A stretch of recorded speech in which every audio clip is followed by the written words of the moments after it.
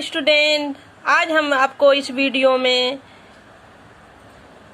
NCERT Hindi book बसंत भाग 2 का lesson number 12 जिसके शीर्षक का नाम है बच्चों कंचा, जिसको लिखा है मलयालम राइटर टी पद्माभन, जिसका हिंदी में अनुवाद हुआ है। तो आइए बच्चों, कंचा इस कहानी को पढ़ने से पहले कंचा का मतलब समझते हैं। कंचा का मतलब होता है बच्चों इसको मार्बल यानी शीशे की छोटी छोटी गोलियां, जिसको बचपन में आप लोग भी खेले होंगे।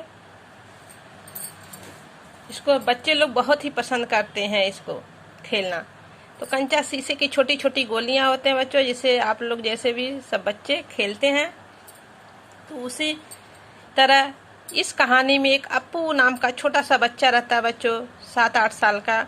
वह भी कंचा को बहुत ही पसंद करता है और उसी कंचे में इतना पसंद करता है कि उसी में एकदम खोया रहता है, कंचे को खरीदने में, खेलने में। तो आइए इस कहानी को पढ़ते हैं और इसके भाव के अर्थ को समझते हैं। वह नीम के पेड़ों की घनी छांव से होता हुआ सियार की कहानी का मजा लेता आ रहा था। कौन बच्चों? अप्पू नाम का इसमें एक छोटा सा बच्चा रहता है। वही नीम के पेड़ों की घनी छांव से होता हुआ सियार की कहानी का मजा लेता आ रहा था। हिलते डुलते उसका बस्ता दोनों तरफ झूमता खनकता था। स्लेट कभी छोटी शीशी से टकराती तो कभी पेंसिल से। यूं वे सब उस बस्ते के अंदर टकरा रहे थे, मगर वह न कुछ सुन रहा था न कुछ देख रहा था। उसका पूरा ध्यान कहानी पर केंद्रित था। कैसी मजेदार कहानी कौवे और सियार की। उसका बच्चों पूरा ध्यान किस पर था? कहानी पर था। सियार और कौवे की सोच रहा था। कैसे सियार कौवे से बोला, प्यारे कौवे एक गाना गाओ, तुम्हारा गाना सुनने के लिए तरस रहा हूँ। कौवे ने गाने के लिए जैसे ही बच्चों मुंह खोला, उसकी रोटी का टुकड़ा नीचे गिर जाता और सियार लेकर उसको भाग जाता। 9-2-11 यानी भाग जाता है। वह जोर से हंसता है। कौन? कौवा। कि कितना मूर्ख है।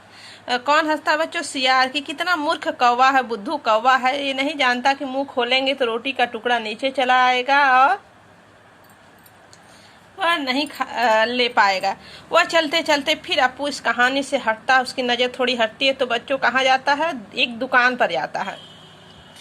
वह चलते चलते दुकान के सामने पहुंचा। वहां अलमारी में कांच के बड़े बड़े जार कतार में रखे थे।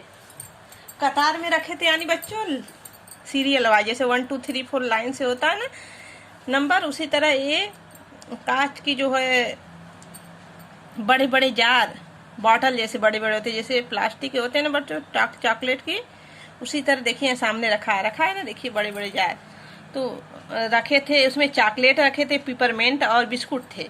उसकी नज़र उसमें किसी पर भी नहीं पड़ी। बिस्कुट पर भी नहीं पड़ी बच्चों, पिपरमेंट पर भी नहीं पड़ी। क्यों नहीं पड़ी? वो उसके लिए आम बात था, क्योंकि उसके पापा उसके लिए सब कुछ लाते थे। क्यों देखे भला? वह क्यों देखे ये सब? क्योंकि उसके पापा ये सब लाते थे। उसके पिताजी ने ये चीजें बराबर ला देते थे। उसके पापा जो थे बच्चों ये चीजें बराबर लाते थे, इसलिए उसका ध्यान नहीं गया उस पर। क्योंकि जो चीज हम लोग के पास रहती है उसका वैल्यू हम लोग नहीं रखते। उसका तो ध्यान देखिए अब किस पर जाता है? वो एक बड़े जार में कंचे पर जाता है। वही देखिए कंचा, देखिए गोल गोल रंग बिरंगे कंचे का ये शीशे के होते हैं। फिर एक नए जार से उसका ध्यान आकर्षित किया अपने ओर आकर्षित किया। मन जो चीज अच्छी लगती है हम उसको देखते ही रहते हैं, उसी को बच्चों कहते हैं आकर्षित होना, आकर्षित करना अपने ओर, अट्रैक्शन। एक तरफ हटाकर उस जार के सामने खड़ा टुकुर टुकुर ताकता रहा। नया नया लाकर रखा गया। उससे पहले उसने वह चीज यहाँ नहीं देखी है। उससे पहले वह यह चीज यहाँ नहीं देखी है। पूरे जार में कंचे हैं, हरी लकीर वाले, बढ़िया सफेद गोल वाले, बड़े आंवले जैसे। कितने खूबसूरत है, अब तक ये कहाँ थे? वह कहता बच्चों अप्पू की ये इतने प्यारे प्यारे जार में कंचे रखे, अब तक ये कहाँ थे? खूबसूरत रंग बिरंगे कंचे, लकीर वाले तो आंवले जैसे, गोल सफेद गोल कंचे, कितने खूबसूरत, अब तक ये कहाँ थे? शायद दुकान के अंदर रखे होंगे, इसलिए हम नहीं देख पाते थे। अब दुकानदार ने दिखाने के लिए बाहर रखा होगा। अब वह कल्पना कर रहा कि पहले दुकान के अंदर रखे थे, पहले मैं इसी रास्ते से आता जाता था, कभी कंचा नहीं देखता था, शायद दुकानदार ने दुकान के अंदर रखा होगा, अब मुझे कंचे शायद अब बाहर रखा हो।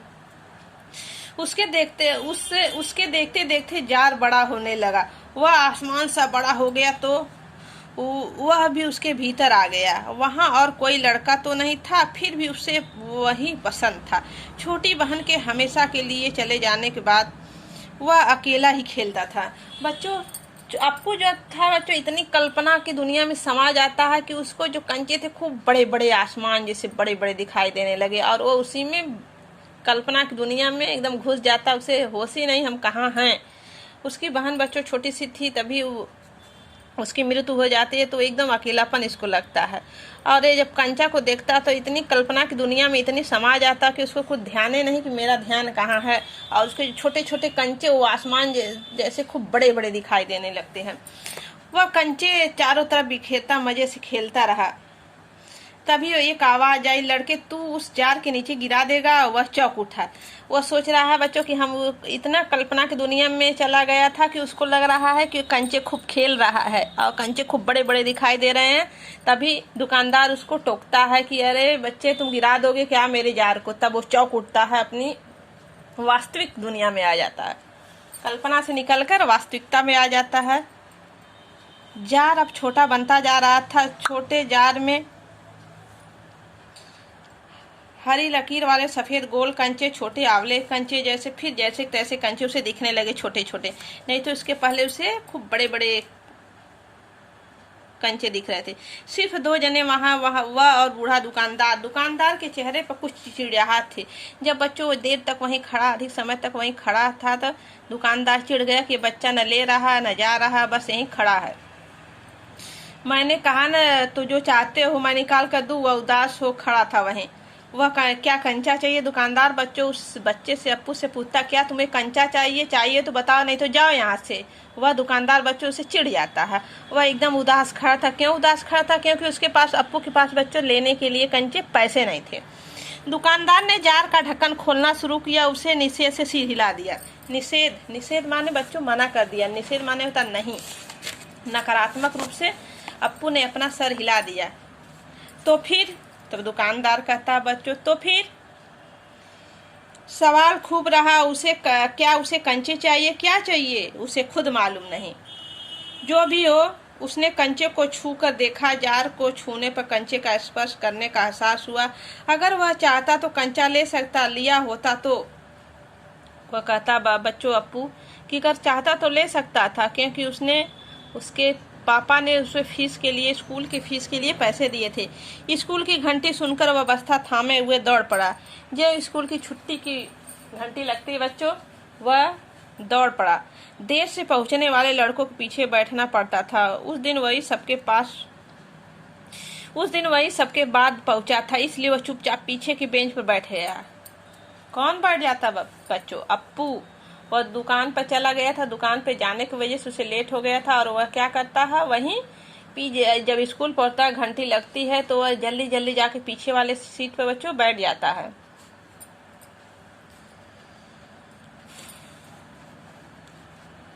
सब अपनी अपनी जगह पर रामन अगली बेंच पर बैठा है। उसी में बच्चों एक रामन नाम का बच्चा रहता है। वह अगली बेंच पर बैठा है। वह रोज समय पर आता है। तीसरी बेंच की आखिर में मल्लिका के बाद अम्मू बैठी है। जॉर्ज नहीं दिखाई पड़ता। लड़कों के बीच जॉर्ज ही सबसे अच्छा कंचे का खिलाड़ी है। उसमें उन बच्चों में एक जॉर्ज नाम का लड़का रहता है। वह कंचे का बहुत ही अच्छा खिलाड़ी था। कंचा खेलना भी तो एक कला होता है ना बच्चों। वैसे तो हम लोग खेलते हैं, लेकिन उसका भी खेलना एक कला होता है। कितना भी बड़ा लड़का उसके साथ खेले, जॉर्ज से मात खा जाएगा। हारने पर यूं ही विदा नहीं हो सकता। हारे हुए को अपनी बंद मुट्ठी जमीन पर रखनी होगी, तब जॉर्ज कंचा चलाकर बंद मुट्ठी से जोड़ों की हड्डी तोड़ेगा। जॉर्ज क्यों नहीं आया? अरे हाँ, जॉर्ज को बुखार है ना। उसने रामन से सूचना दी थी। उसने मल्लिका को सब बताया था। जॉर्ज का घर रामन के घर के रास्ते में पड़ता। अप्पू कक्षा की तरफ ध्यान नहीं दे रहा था। सब बच्चों उस क्लास में बैठे हुए थे, कक्षा में आपस में बात कर रहे थे जॉर्ज के विषय में कि जॉर्ज कंचे का बहुत अच्छा खिलाड़ी है, उसको कोई हरा नहीं सकता। लेकिन अप्पू का ध्यान उस क्लास के बच्चे क्या क्या बात कर रहे हैं, उसका ध्यान एकदम उस तरफ नहीं जा रहा था। तभी मास्टर जी आते हैं, उसने हड़बड़ी में पुस्तक खोलकर सामने रख ली। रेलगाड़ी का सबक था, रेलगाड़ी पृष्ठ 33। घर पर उसने यह पाठ पढ़ लिया था। मास्टर जी बीच बीच में बेंच से मेज ठोकते हुए ऊंची आवाज में कह रहे थे, बच्चों तुमने कई ने रेलगाड़ी देखी होगी। मास्टर जी बच्चों कहते हैं तुमने कहीं रेलगाड़ी, जो शीर्षक का नाम था उसका रेलगाड़ी, उस चैप्टर का नाम। तो जो मास्टर होते हैं बच्चों पूछते हैं कि सब लोग ने रेलगाड़ी देखा था। उसने भाप की गाड़ी भी कहते हुए कहा कि उस यंत्र भाप की शक्ति से ही चलता है।